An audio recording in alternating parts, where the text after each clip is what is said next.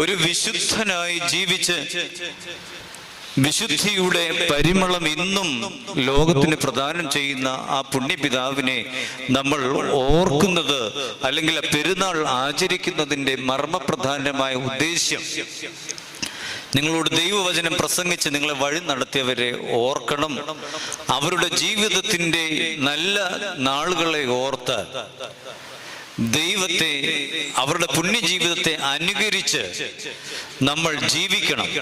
എങ്കിൽ മാത്രമേ യേശു ക്രിസ്തു ഇന്നും എന്നും എന്നേക്കും അനന്യനായി അവന്റെ നാമം ഈ ഭൂമിയിൽ മഹത്വപ്പെടുകയുള്ളൂ.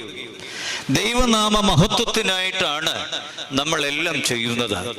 അതിന് നമുക്ക് മുൻപേ ജീവിച്ച് മറഞ്ഞുപോയ പിതാക്കന്മാരുടെ സ്മരണ, അവരുടെ ജീവിതത്തെ അനുകരിക്കുക വഴി, അവരുടെ പാദങ്ങളെ പിന്തുടരുക വഴി